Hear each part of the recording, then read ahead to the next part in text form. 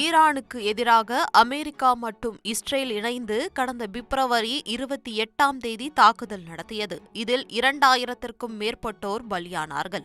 இந்த தாக்குதல் ஏறக்குறைய 40 நாட்களாக நீடித்து வந்த நிலையில் கடந்த 8ஆம் தேதி 2 வார கால போர் நிறுத்தம் அறிவிக்கப்பட்டது. இதனால் பதற்றம் சற்று தணிந்தது.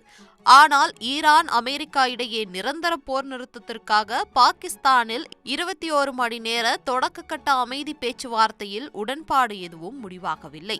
2 வார கால போர் நிறுத்தத்திற்கான காலக்கெடு முடிவடைய உள்ள சூழலில் இந்த அமைதி பேச்சுவார்த்தை முக்கியத்துவம் பெற்றுள்ளது. இந்த சூழலில் ஈரானில் தூக்கு தண்டனையை எதிர்கொள்ளும் பெண்களை விடுவிக்கும்படி ட்ரம்ப் கோரியுள்ளார்.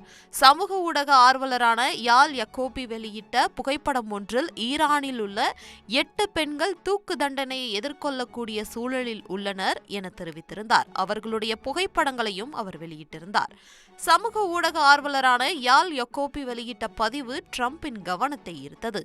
இதனை தன்னுடைய ட்ரூத் சோசியல் வலைத்தளத்தில் பகிர்ந்துள்ள ட்ரம்ப், என்னுடைய பிரதிநிதிகளுடன் விரைவில் பேச்சுவார்த்தையில் ஈடுபட உள்ள ஈரானின் தலைவர்களே, இந்த பெண்களை விடுதலை செய்யுங்கள். நான் உங்களை பெரிதும் பாராட்டுவேன். நீங்கள் விடுவித்த பின்னர் அந்த உண்மையை அவர்கள் மதிப்பார்கள் என நான் உறுதியாக கூறுகிறேன். தயவு செய்து அவர்களுக்கு எந்த தீங்கும் ஏற்படுத்த வேண்டாம். அது நம்முடைய பேச்சுவார்த்தைக்கு மிகப்பெரிய தொடக்கமாக அமையும். இந்த விவகாரத்தில் கவனம் செலுத்தியதற்காக நன்றி என தெரிவித்துள்ளார். இந்த 8 பெண்களில் பெரும்பாலோர் இந்த ஆண்டு ஜனவரியில் நடைபெற்ற அரசுக்கு எதிரான போராட்டங்களின் போது கைது செய்யப்பட்டவர்கள். அவர்களுக்கு மரண தண்டனை விதிக்கப்பட்டதாகவும் கூறப்படுகிறது. அவர்களுக்கு எதிரான குற்றச்சாட்டுகளில் வெடிகுண்டுகளை பயன்படுத்துதல், கான்கிரீட் கற்கள் போன்ற பொருட்களை எரித்தல், போராட்ட கூட்டங்களில் பங்கேற்பது, காயமடைந்த போராட்டக்காரர்களுக்கு உதவுவது மற்றும் தேசிய பாதுகாப்பை சீர்குலைத்தல் ஆகியவை இந்த குற்றத்தில் அடங்கியிருக்கிறது.